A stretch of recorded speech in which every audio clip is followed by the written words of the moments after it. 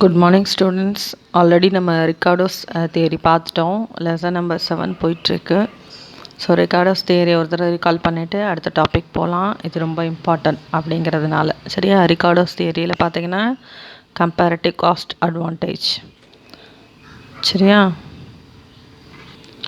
பாரு, David Ricardo is the British economist. In his Principles of Political Economy and Taxation published in 1817. எந்த year publish பண்ணார் அப்படின்னா 1817 publish பண்ணார். Formulated a systematic theory called comparative cost theory. Okay, இதை refine பண்ணது யார் அப்படின்னு கேட்டால் ஜேஎஸ் மில், மார்ஷல், யார் JS Mill and Marshall, Taussig and others. Okay, இவங்க எல்லாரும் என்ன பண்ணியிருக்காங்க, இந்த தியரியை வந்து எக்ஸ்பிளைன் பண்ணியிருக்காங்க.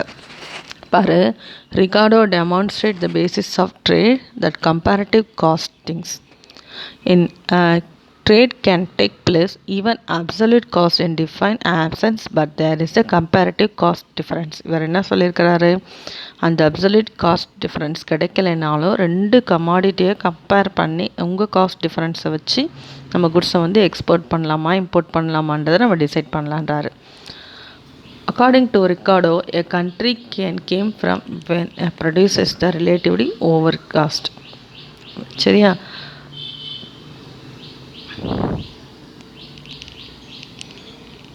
ஒரு கண்ட்ரி ஏதாவது ரெண்டு குட்ஸையுமே ப்ரொடியூஸ் பண்ணக்கூடிய அட்வான்டேஜ் இருந்தால் கூட அதில் நம்மளுக்கு எது அப்சல்யூட் காஸ்ட் அட்வான்டேஜாக அதர்வைஸ் கம்பேரிட்டிவ் காஸ்ட் அட்வான்டேஜாக இருக்கோ அந்த மாதிரி குட்ஸை வந்து எது நம்ம கண்ட்ரியில் ஸ்பெஷலைஸ்டு கண்ட்ரியில்.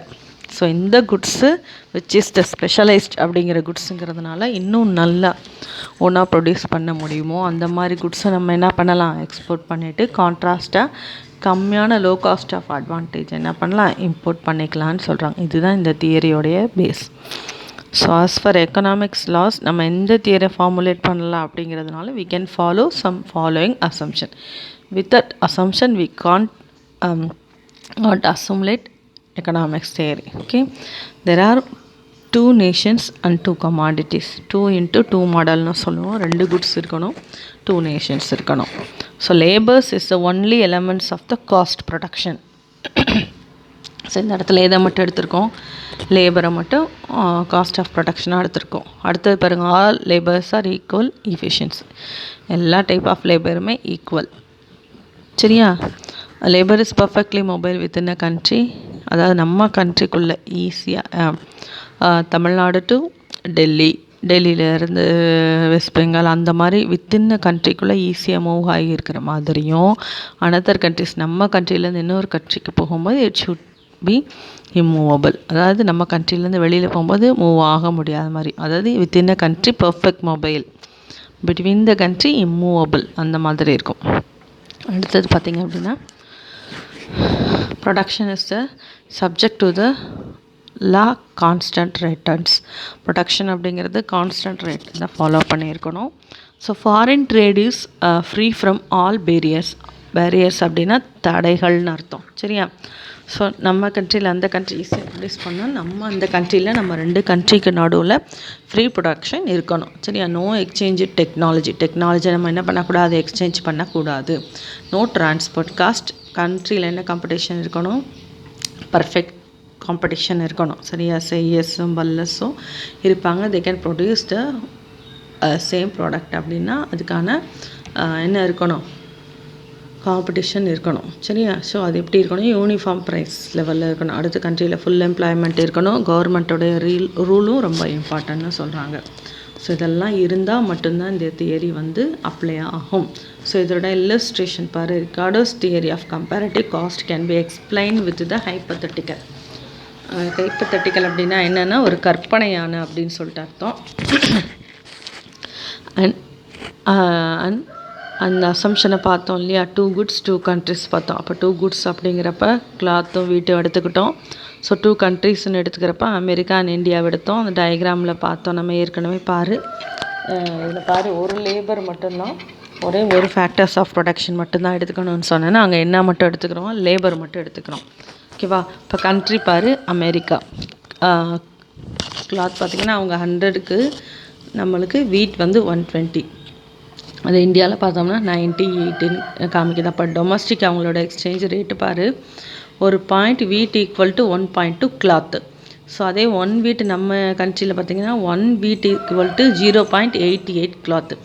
அப்போ இந்த சார்ட்டை பார்த்தனால உனக்கு ஓரளவுக்கு புரியும். கிளாத்தை ப்ரொடியூஸ் பண்ணுறப்ப அவங்களுக்கு அதிகமான அட்வான்டேஜஸ் இருக்குது. ஏன்னா அதோடது வந்து 1 வீட் ஈக்குவல் டு 1.2 கிளாத்து. ஆனால் நம்ம கண்ட்ரியில் வீட்டு ப்ரொடக்ஷன் அவங்க அதாவது அந்த 80 அப்படிங்கிறது 1 வீட் ஈக்குவல் டு 0.88 கிளாத். சரி, அந்த டயக்ராமை பாரு. எக்ஸ் ஆக்சிஸில் labour requires for 1 unit of cloth, labour required for 1 unit of wheat. அப்போ எக்ஸ் ஆக்சிஸில் கிளாக்கு, ஒய் ஆக்சிஸில் வீட்டு. அப்போ இந்தியாவில் ஃபேவரை பாருங்கள். இனி 80, அங்கே 90, 120, இங்கே 80, 100.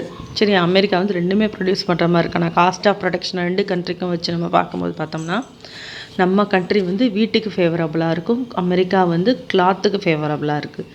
சரியா? It is evident from the example that India has an absolute advantage on production of both cloth and wheat. So ரெண்டுமே என்ன பண்ணிக்கலாம், ஈக்குவலாக வந்து ப்ரொடக்ஷன் பண்ணிக்கலாம்.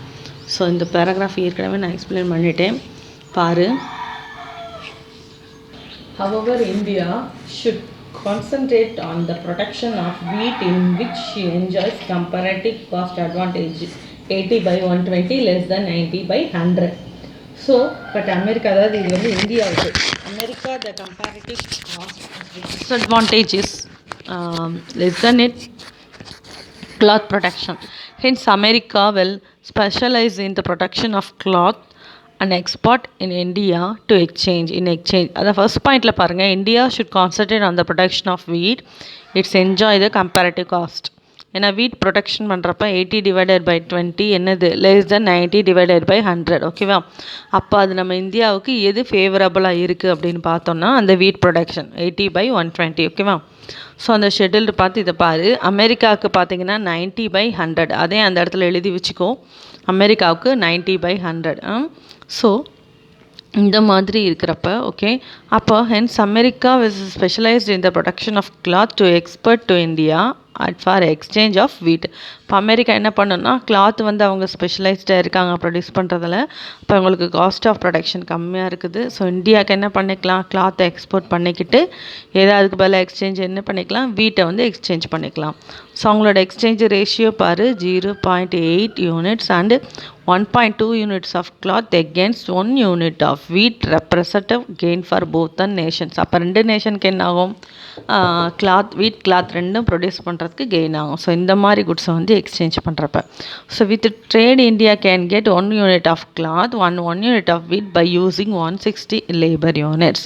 But in the absence of trade for getting this benefit, India will have to use 170 units of labor.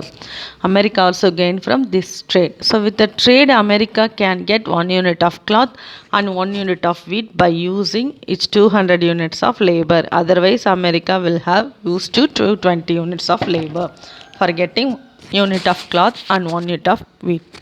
So இந்த ஒரு பாயிண்ட்டை நல்லா யோசிச்சுக்கோ. சப்போஸ் அமெரிக்கா வந்து கிளாத்து ப்ளஸ் வீட்டு ரெண்டும் யூஸ் பண்ணி ப்ரொடியூஸ் பண்ணணும் அப்படின்னா அவங்க எவ்வளோ யூஸ் பண்ணணும், 220 யூனிட்ஸ் வந்து லேபரை வந்து யூஸ் பண்ணணும். ஓகேவா? ஆனால் இதே வந்து அவங்க வந்து கிளாத்தை வந்து நம்ம கண்ட்ரிக்கு எக்ஸ்போர்ட் பண்ணிவிட்டு என்ன பண்ணலாம், அதுக்கு பதிலாக வீட்டை வந்து அவங்க இம்போர்ட் பண்ணாங்க அப்படின்னா அவங்களுக்கு எவ்வளோ இருந்தால் போதும் அப்படின்னு பார்த்தீங்கன்னா 200 யூனிட்ஸ் ஆஃப் லேபர் இருந்தால் போதும். சரியா? ஸோ அப்போ 20 யூனிட்ஸ் லேபர் வந்து அவங்களுக்கு என்ன ஆகுது, சேவ் ஆகுது. ஸோ இதுதான் gain from international trade. So அந்த 20 யூனிட் ஆஃப் லேபருங்கிறது தான் அந்த குட்ஸ் அவங்க எக்ஸ்போர்ட் பண்ணி இம்போர்ட் பண்ணுறதுனால கிடைச்ச பெனிஃபிட். Are you clear? சரி, அதே மாதிரி தான் நம்ம கண்ட்ரிக்கும் நம்மளே ரெண்டையும் ப்ரொடியூஸ் பண்ணோம் அப்படின்னா இந்தியாவுக்கு எவ்வளோ தேவைப்படுது, 170 யூனிட்ஸ் ஆஃப் லேபர் தேவைப்படுது. ஆனால் நம்ம வீட்டை வந்து என்ன பண்ணிட்டு எக்ஸ்போர்ட் பண்ணிவிட்டு கிளாத்தை வந்து இம்போர்ட் பண்ணணும் அப்படின்னா நமக்கு 160 யூனிட்ஸ் வந்து போதும். சரியா? அப்போ 10 யூனிட் ஆஃப் லேபர் வந்து நம்மளுக்கு என்னது, ஃப்ரீயாக கிடைக்குது. ஸோ அப்போ அதுதான் வந்து என்னது கெயின் ஃப்ரம் இன்டர்நேஷ்னல் ட்ரேட். அப்போ ஒரு குட்ஸு இன்னொரு குட்ஸையும் நம்ம எக்ஸ்போர்ட் இம்போர்ட் பண்ணுறப்ப இந்த மாதிரி காஸ்ட் அட்வான்டேஜஸை வச்சு இது பண்ணுறது தான் theory of comparative cost advantage. சரியா? ஸோ இதை சொன்னது யார் அப்படின்னா டேவிட் ரிக்கார்டோ. இது ரொம்ப முக்கியம்டா. ஆஸ் பர் நம்ம லா என்ன அப்படின்னா it is we can follow the some criticism. இவ்வளோ தியரிஸ் அட்வான்டேஜ் இருந்தாலும் இதுலேயும் சில கிரிட்டிசிசம் இருக்காது. என்னென்னு பார்க்கலாம். Labour cost is small portion of the total cost. சரியா? ஸோ இங்கே ஒரே ஒரு ஃபேக்டர்ஸை மட்டும்தான் லேபர் இஸ் த ஒன்லி எலமெண்ட்டுன்னு சொல்கிறான். சரியா? அசம்ஷன்லேயே படிச்சிருப்போம் only element of cost of production அப்படின்னு பார்த்தா. பட் டோட்டல் ப்ரொடக்ஷனில் லேபரோட role very small role only. Apart from labour என்ன இருக்குது? லேண்ட் இருக்குது, கேபிட்டல் இருக்குது, ஆர்கனைசேஷன் அண்ட் அதர் ஃபேக்டர்ஸ் இருக்குது. ஸோ லேபர் காஸ்ட்டை மட்டும் வச்சுருக்கிறது அப்படிங்கிறது இட்ஸ் நாட் அன்ரியலிஸ்டிக் அசம்ஷன் சொல்கிறாங்க. Then labours is different countries are not equal in equal எஃபிஷியன்சின்றான். ஸோ இன்னொரு அசம்ஷன் என்ன பார்த்தோம் அப்படின்னா ஆல் லேபர்ஸ் ஆர் ஈக்குவல் எஃபிஷியன்சின்னு பார்த்தோம். பட் இன் ரியல் லைஃப்பில் நம்ம கண்ட்ரியில் இருக்க லேபரும் சைனாவில் இருக்க லேபரும் ஒரே மாதிரி எஃபிஷியன்ஸாக இருக்க மாட்டோம். So country to country, person to person வந்து எஃபிஷியன்சி வந்து என்னாகும்? Which should be differ. So இந்த ரெண்டு assumption we can't acceptable realistic assumption. So இன்றைக்கி பார்த்தீங்கன்னா ரிகார்டோஸ் தியரி ஓரளவுக்கு இன்னும் புரிஞ்சிருக்குன்னு நினைக்கிறேன். நேற்று டெஸ்ட் எழுதியிருப்பீங்கன்னு நினைக்கிறேன். யாருமே இன்னும் சென்ட் பண்ணல. ஸோ ப்ளீஸ் சென்ட் இட்ரா. So we car for a next topic. Okay. So 7th lesson international ட்ரேடில் வந்துட்டு கெயின்ஸ் ஃப்ரம் இன்டர்நேஷ்னல் ட்ரேட் பார்க்கலாம். இதில் ஆல்ரெடி நம்ம வந்துட்டு ஏற்கனவே நிறைய பார்த்துருக்கோம் இன்டர்நேஷ்னல் ட்ரேடில். இப்போ இன்டர்நேஷ்னல் ட்ரேடை பொறுத்த வரைக்கும் இன்டர்நேஷ்னல் எக்கனாமிக்ஸ் அப்படிங்கிறது not only transfer the exchange of goods and service from one country to another country. சரி, apart from that except goods and சர்வீஸை தவிர வி கேன் எக்ஸ்சேஞ்ச் என்னென்னலாம் பார்த்தோம்? Capital flows, technology, foreign exchange. So இந்த மாதிரி எல்லா திங்ஸும் எக்ஸ்சேஞ்ச் பண்ணுற ப்ராசஸ் தான் we'll already discuss in the international trade. So that and all we have discuss in the last class. So last கிளாஸில் என்னென்ன பார்த்தோம்? What you mean by international economics என்னென்னு பார்த்தோம். அடுத்தது what you mean by types of ட்ரேட்னா என்ன, அதோட different types பார்த்துட்டோம். So internal external trade already பார்த்துருக்கேன். அதில் ரிகார்டர்ஸ் தியரி ரொம்ப முக்கியம்னு சொல்லி திருப்பி நான் ரீகால் பண்ணியிருக்கேன். நீ டெஸ்ட் எழுதியிருக்கேன்னு நினைக்கிறேன். ஸோ இதோட இம்பார்ட்டன்ட் தியரி என்னன்றதையும் நம்ம பார்த்துட்டோம். So it is one of the theory வந்து David Ricardo theory, cost of comparative theory advantages. So that and all we have discussed in the last class, topic. Now we go for our next topic, gains from the international trade. So international ட்ரேட்னால goods and service, foreign trade இதெல்லாம் ஒரு கண்ட்ரிலேருந்து இன்னொரு கண்ட்ரிக்கு நம்ம transfer பண்ணுறதுனால what are the advantage, என்னென்ன advantage இருக்குது அப்படிங்கிறத இந்த கிளாஸில் நம்ம பார்க்க போகிறோம். So international trade helps a country to export its surplus goods to other countries and secure a better market for it. So, similarly, international trade helps a country to import the goods which cannot be produced at all or can be produced at a higher cost. So, the gains from international trade may be categorized under 4 heads. So international குட்ஸை வந்து international ட்ரேடுன்றது என்ன? நம்மக்கிட்ட எக்ஸஸாக சர்ப்ளஸாக இருக்கிற கமாடிட்டியும் that means எஃபிஷியண்ட்டாக நம்மளால் produce பண்ண முடியாத otherwise higher காஸ்ட்டாக இருக்கிற கமாடிட்டியும் ஸோ நம்ம என்ன பண்ணலாம்? அதர் கண்ட்ரீஸ்லேருந்து இம்போர்ட் பண்ணலாம். நம்மக்கிட்ட சர்ப்ளஸாக இருக்க குட்ஸை வந்து நம்ம என்ன பண்ணலாம்? மற்ற கண்ட்ரீஸ்க்கு எக்ஸ்போர்ட் பண்ணலாம். சரியா? ஸோ இதைத்தான் நம்ம என்னன்னு சொல்கிறோம்? இன்டர்நேஷ்னல் ட்ரேடுன்னு சொல்கிறோம். You think elaborately. ஸோ இப்போ இருக்கிற மாடர்ன் வேர்ல்டில் இன்டர்நேஷ்னல் ட்ரேட் அப்படிங்கிற ஒரு கான்செப்ட் இல்லாட்டின்னா நிறைய குட்ஸ், டெக்னாலஜிஸ் இதெல்லாம் நம்மளுக்கு என்ன பண்ணாமே போயிருக்கோம்? கிடைக்காமே போயிருக்கோம். சரியா?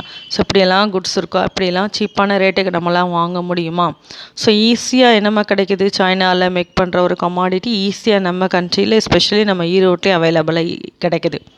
ஸோ அதே மாதிரி நம்ம கண்ட்ரியில் ப்ரொடியூஸ் பண்ணுற எனி கமாடிட்டிஸ் பார்த்திங்க அப்படின்னா ஃபாரின் மார்க்கெட்டில் நல்ல ஒரு எக்ஸ்சேஞ்ச் வேல்யூஸ் கிடைக்குது. ஸோ இந்த மாதிரி இருக்க சிச்சுவேஷனில் த இன்டர்நேஷ்னல் ட்ரேட் அப்படிங்கிறது it is a very very important concept. So the international ட்ரேடோட இம்பார்ட்டன்ஸ் தட் ஒன்ஸ் அட்வான்டேஜஸை நம்ம 4 ஹெட்டிங்ஸில் வந்து டிஸ்கஸ் பண்ண போகிறோம். சரி, அதில் ஃபர்ஸ்ட் ஒன் பார்த்திங்கன்னா எஃபிஷியன்ட் ப்ரொடக்ஷன். ஓகே, நம்ம international trade enables each participatory country to specialised in the production of goods in which it have the absolute or comparative cost advantage of international specialisation offers the following gains. So இந்த மாதிரி international ட்ரேடில் என்னது integrate ஆகிற ஒவ்வொரு கண்ட்ரிக்குமே பார்த்திங்கன்னா அந்த குட்ஸை வந்து produce பண்ணுறதுனால என்ன ஆகுறாங்க, ஸ்பெஷலைஸ்ட், அதில் ஸ்பெஷலைசேஷனை சொன்னோம் இல்லையா, சிறப்புன்னு சொல்கிறோம். ஸோ ஒரு குட்ஸை வந்து அவங்க அதிகமாக ப்ரொடியூஸ் பண்ணுறப்ப அவங்க அதில் என்னவா மாறுறாங்க, ஸ்பெஷலைஸ்டாக மாறுறாங்க. ஸோ அந்த ஸ்பெஷலைசேஷன் அப்படிங்கிற ஒரு விஷயனால they can get the many advantages. So அதில் ஃபர்ஸ்ட் ஒன் பாரு, better utilisation of resources. So இருக்கிற எல்லா ரிசோர்ஸ்லேயும் அவங்க என்ன பண்ண முடியும், வேஸ்டேஜ் பண்ணாமல் எஃபிஷியண்ட்டாக, ஏன்னா அதில் அவங்க ஸ்பெஷலைஸ்டாக இருக்கிறதுனால இருக்கிற ரிசோர்ஸ் எல்லாம் முழுமையாக பயன்படுத்த முடியும். சரியா? அண்ட் தென் செகண்ட் ஒன் பார்த்தீங்கன்னா concentration in the production of goods in which has an comparative advantage. Okay, comparative அப்படின்னா என்னம்மா, ஒவ்வொரு ஸ்பெஷலைஸ்ட், இப்போ ஆல்ரெடி நம்ம இதில் பார்த்துருப்போம், நம்ம வீட் ப்ரொடியூஸ் பண்ணுறோம், இன்னொரு கண்ட்ரி கிளாத் ப்ரொடியூஸ் பண்ணுது. அப்போ அந்த ரெண்டையும் கம்பேரிட்டிவ் பார்த்து, சரியா, கம்பேர் பண்ணி அதுலேருந்து கிடைக்கக்கூடிய அட்வான்டேஜை நம்மளால் என்ன பண்ண முடியும், வி கேன் ரிசீவ். அடுத்தது பார்த்திங்கன்னா saving in time, higher cost, so higher factors of production இதில் அதிகமாக யூஸ் பண்ணுறப்ப நமக்கு டைம் லேக் அதிகமாகும். பட் அதை இம்போர்ட்டோ பண்ணுறப்ப நம்ம டைம் என்ன ஆகும், விட் ஷுட் பி சேவ். அடுத்தது perfection of skills and production. So ப்ரொடெக்ஷனில் நம்ம அதையும் திருப்பி ரிப்பீட்டடாக செய்கிறப்ப நம்ம அதில் என்னவாக மாறிடும், ஸ்பெஷலைஸ்டாக மாறிடும். இப்போ ஆட்டோமேட்டிக்காக அதோட ஸ்கில் நமக்கு என்ன ஆகும், டெவலப் ஆகும். ஸோ நிறைய டெக்னாலஜி யூஸ் பண்ணலாம், நிறைய ரிசர்ச் பண்ணலாம். ஸோ இந்த மாதிரியான அவைலபிலிட்டி இருக்கும். அடுத்தது improvement in the technique of production. சரியா, ஒரு இதில் நல்லா ஆகிட்டோம் அப்படின்னா அதில் என்னென்ன டெவலப்மெண்ட் பண்ணலாம், என்னென்ன டெக்னாலஜிஸ் யூஸ் பண்ணி அதை இம்ப்ரூவ் பண்ணலாம் அப்படிங்கிறத நம்மளால் ஐடென்டிஃபை பண்ண முடியும். அடுத்தது கண்டிப்பாக ப்ரொடக்ஷன் வந்து இன்க்ரீஸ் ஆகும். And then higher standard of living in the trading countries. So அந்த டிஃப்ரெண்ட் இன்டர்நேஷ்னல் ட்ரேடில் இருக்கக்கூடிய அந்த ரெண்டு கண்ட்ரிஸ்க்கும் ஒரு மியூச்சுவல் கோஆப்ரேஷனால் பிட்வீன் த கண்ட்ரிஸ் ட்ரேட் அதிகமாகும். ட்ரேடு அதிகமாகிறப்ப ஆட்டோமேட்டிக்காக அங்கே இருக்க பீப்புளோட ஸ்டாண்டர்ட் ஆஃப் லிவிங் என்ன ஆகும், it should be increased. So இது எல்லாமே என்னென்னா எஃபிஷியன்ட் ப்ரொடக்ஷன். சரியா, அடுத்தது செகண்ட் திங் பார்த்திங்கன்னா equalisation of price between the countries. So ரெண்டு கண்ட்ரிக்கு நடுவில் ப்ரைஸ் என்னாகும், it should be equal.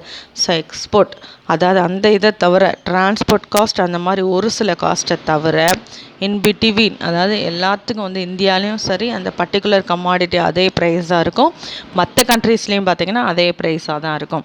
So அந்த ஈக்குவலைசேஷன் ஆஃப் ப்ரைஸ் வந்து இட்ஸ் வெரி எசென்ஷியல். அடுத்தது பாருங்கள், international trade may helps to equal price all the trading countries prices of goods of equal between the countries. அதாவது நம்ம ரெண்டு country, USA and America, அந்த ரெண்டு கண்ட்ரிக்கும் இடையில் ஒரு மியூச்சுவல் அண்டர்ஸ்டாண்டிங் போட்டு ஒரு பர்டிகுலர் குட்ஸை நம்ம பண்ணுறப்ப ப்ரைஸ் வந்து எப்படி இருக்கும், it's should be equal. But அதை தான் ப்ராக்கெட்டில் கொடுத்துருக்காங்க, but reality it has not happened சொல்லிட்டான். ஸோ இந்த difference it's only with regards to cost of transportation. Already சொன்ன மாதிரி தான் இதோட டிஃப்ரென்ஸ் என்னவாக இருக்கும் அப்படின்னா, காஸ்ட் ஆஃப் டிரான்ஸ்போர்ட் காஸ்ட் வந்து, ஸோ அது மட்டும்தான் என்னாகும், டிஃப்ரெண்ட் ஆகும். மற்றபடி ப்ரைஸ் பார்த்திங்கன்னா சேம். ஸோ ஈக்குவல் ப்ரைஸாக மட்டும்தான் இருக்கும். ஸோ அடுத்தது பார்த்திங்கன்னா prices of factors of production also equalise. So landing கொடுக்குற ரெண்ட்டு, லேபர் கொடுக்குற வேஜஸ், கேபிட்டல் கொடுக்குற interest, so and then profit, இது எல்லாமே எப்படியா இருக்கும், தட் ஆல்சோ ஈக்குவல்னு சொல்லிட்டாங்க. பட் த ரியல் இஸ் இது கண்டிப்பாக பாசிபிள் கிடையாது. சரியா, ஸோ ப்ரைஸ் என்ன ஆகுது, இட் ஷுட் பி ஈக்குவலைஸ்ட். அடுத்தது பார்த்திங்கன்னா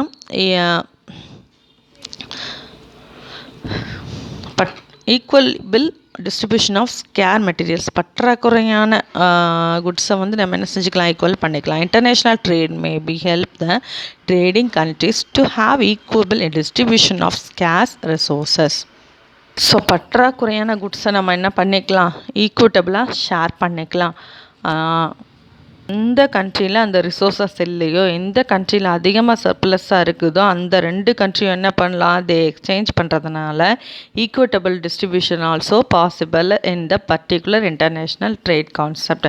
ஓகே, ஃபைனலாக இதெல்லாம் இல்லாமல் what are the general advantage of the terms of ட்ரேடில் பார்த்தீங்கன்னா, இன்டர்நேஷ்னல் ட்ரேடில் available of variety of advantages. சரியா, so general advantages of international trade. General advantage என்னென்னா availability of variety of goods for consumption. Economics அப்படிங்கிறது எங்கே start ஆகுது அப்படின்னா satisfaction of human wants. இந்த ஹியூமன் வாண்ட்ஸை சாட்டிஸ்ஃபைட் பண்ணுறது தான் இந்த ட்ரேட் அண்ட் எக்கனாமிக்ஸோடைய முக்கிய நோக்கமாக இருக்குது. அப்படின்னா கன்சியூமருக்கான குட்ஸ் என்ன ஆகும் அப்படின்னா வெரைட்டியாக கிடைக்கும். ஸோ ஃபஸ்ட்டு பாருங்கள், நமக்கு என்னென்ன அப்படின்னா ட்ரெடிஷ்னல் ஃபுட்டு மட்டும்தான் நம்மளுக்கு தெரியும். பட் இங்கே பார்த்திங்கன்னா இந்த side Chinese food, north Indian, south அப்படின்னு சொல்லிட்டு நிறைய இட்டாலியன் ஃபுட்டு, இந்த மாதிரி different variety of food item கூட நம்மளுக்கு வந்துடுச்சு. So goods and service, food item இது எல்லாமே நமக்கு அவைலபிளாக இருக்குது. ஸோ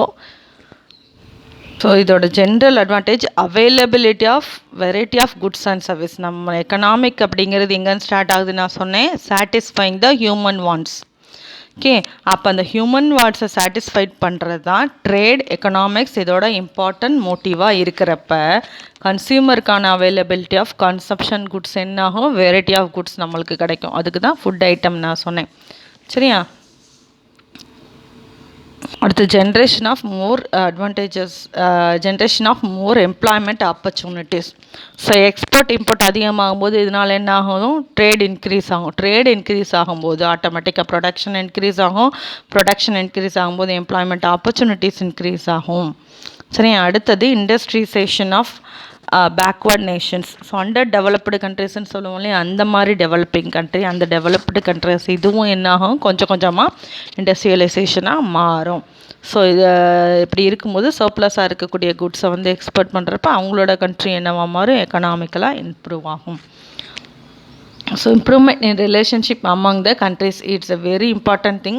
ஸோ ரெண்டு கண்ட்ரிக்குள்ளே ஒரு மியூச்சுவல் அக்ரிமெண்ட்ஸ் போட்டு அதன் மூலமாக ட்ரேடு வந்து இம்ப்ரூவ் ஆகிறப்ப அவங்களுக்குள்ள அந்த ஃப்ரெண்ட்ஷிப் நேஷன் அப்படின்னு சொல்கிறோம் இல்லையா, ஸோ அது வந்து என்ன ஆகும்னு அந்த ஃப்ரெண்ட்ஷிப் கிடைக்கு வந்து கண்டிப்பாக இம்ப்ரூவ் ஆகும்.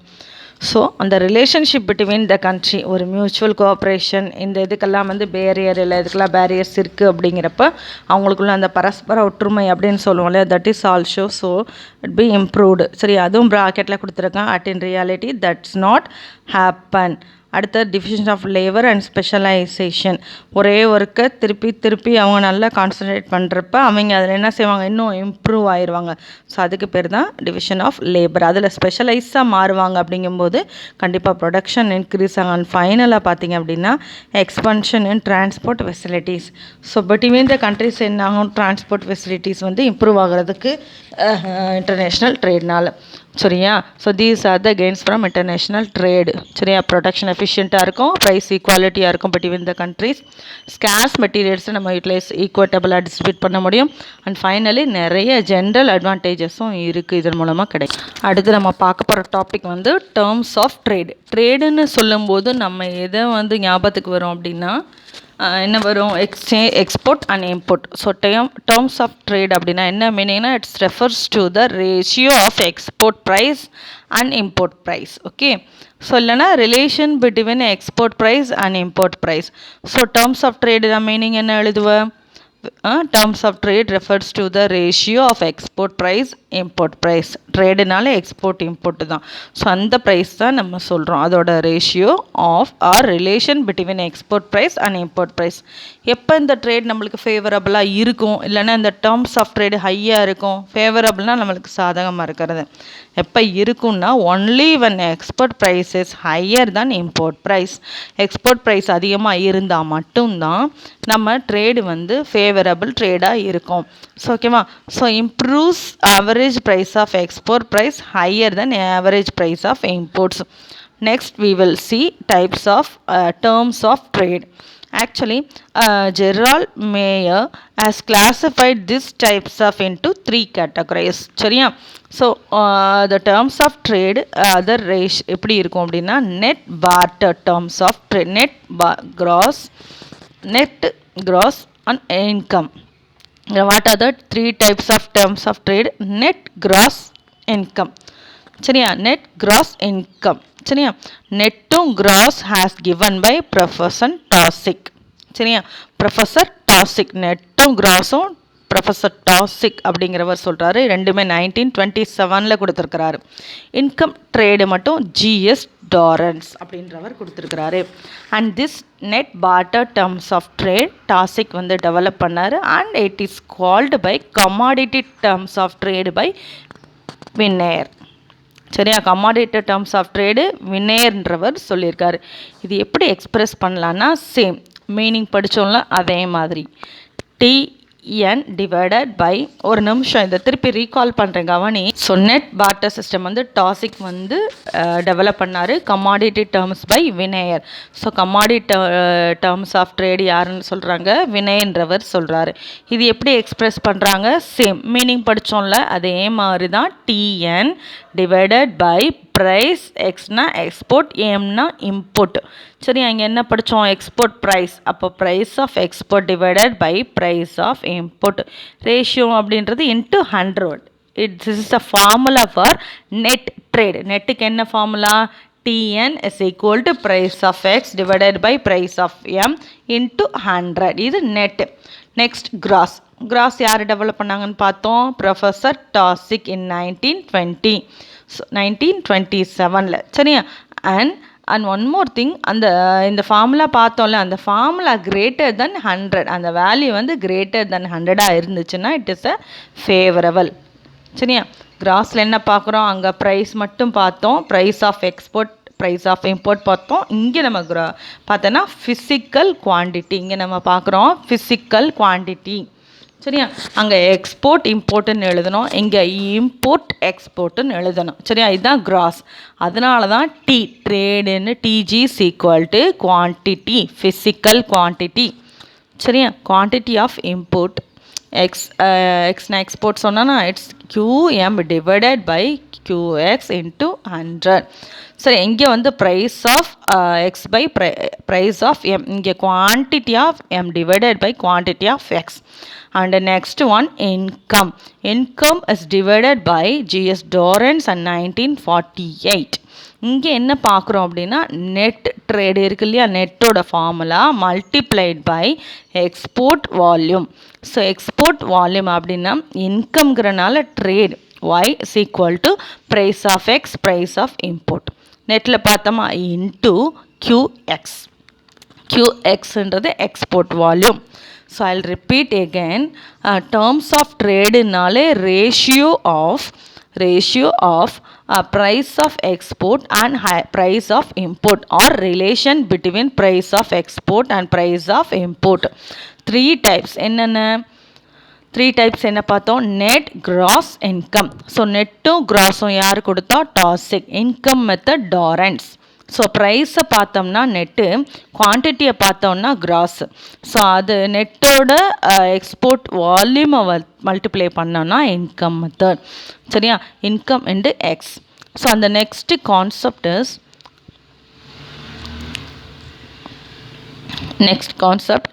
terms of trade related to interchange between protective factors. There are 2 important interchange protection factors. One single factorial terms and multiple factorial. சரியா, ஒரே ஒரு ஃபேக்டர் எடுத்துக்கிறோம், அடுத்தது மல்டிபிள் ஃபேக்டர். ரெண்டு தியரியுமே has been given by Professor Vinayak. So here we are taken only countries factors of production of exports alone. சரியா, எக்ஸ்போர்ட்டை மட்டும் எடுத்துக்கிறோம் அப்படின்னா சிங்கிள் ஃபேக்டர். சரியா, எக்ஸ்போர்ட் இம்போர்ட் ரெண்டு எடுத்துக்கிறோம் அப்படின்னா மல்டிபிள் ஃபேக்டர். யூ கிளியர், ஈஸியாக ஞாபகம் வச்சுக்கலாம். சிங்கிள் ஃபேக்டர்னா எக்ஸ்போர்ட் மட்டும், மல்டிபிள் ஃபேக்டர்னா எக்ஸ்போர்ட் இம்போர்ட் ரெண்டே எடுத்துக்கணும். அப்போ ஃபார்முலா என்ன, ஃபேக்டர்ஸுங்கிறனால trade factors TF is equal to price of X divided by price of M. So எப்பயுமே ரேஷியோ தானே சொல்லியிருக்கேன், இன்டூ சிங்கிள் ஃபேக்டர். அப்போ ஃபேக்டர் ஒரு ஃபேக்டர்னா எக்ஸ்போர்ட் மட்டும் எடுத்துக்கிறோம், அப்போ F of X. சரியா, FX. So single factor. இதே மல்டிபிள் ஃபேக்டர் அப்படின்னா எப்படி நம்ம இருக்கோம், என்ன சொன்னேன், மல்டிபிள் ஃபேக்டர்னா we take the both factors. So this multiple factor அது வினையர் தான். So TFF multiple factor TFF, அங்கே ஒரு F போட்டிருப்போம், இங்கே 2f போட்டிருப்போம். So price of X and price of M, F of X divided by F of M. M means import. So நல்லா ஞாபகம் வச்சுக்கோம். டேர்ம்ஸ் ஆஃப் ட்ரேடுனா ratio between price of export and import. 3 types of trade என்னது? Net, gross, income. அடுத்தது interchange, single factor and double factor. Single ஃபேக்டரில் என்ன எடுத்துக்கிறோம்? Export factor alone we are taken. Double ஃபேக்டரில் ஆர் மல்டி ஃபேக்டரில் export import ரெண்டுமே எடுத்துக்கும். So trade அப்படின்னா என்ன ஞாபகம் வச்சுக்கணும்னு நான் சொன்னேன். ட்ரேடு அப்படின்னா import and export ஞாபகம் வச்சுக்கணும். So now we are going to see the next topic is balance of trade versus balance of payment. அப்போ balance of trade அப்படின்னா it refers to the total value of countries export and import of commodities. Okay, ஈஸியாக ஞாபகம் வச்சுக்கோ. ட்ரேடுன்னு சொன்னாலே export import. இப்போ மொத்தமாக நம்ம கண்ட்ரிலேருந்து எவ்வளோ எக்ஸ்போர்ட் பண்ணியிருக்கோம், எவ்வளோ இம்போர்ட் பண்ணியிருக்கோம், அதோட வேல்யூ மட்டும் பார்த்தோன்னா balance of trade. Okay, so movement of goods is known as visible trade. சரியா? மூமெண்ட் ஆஃப் கூட்ஸோடைய மூமெண்ட் என்னென்னு சொல்கிறாங்க? விசிபிள் ட்ரேடுன்னு சொல்கிறாங்க. So you may be expected by a 1 mark question. Movement of goods is known as a visible trade. Why is called as a visible trade? Because it's able to see. நம்ம கண்ணால் பார்க்க முடியும், கையால் தொட்டு உணர முடியும். We are able to C. That is why it is called as a visible trade.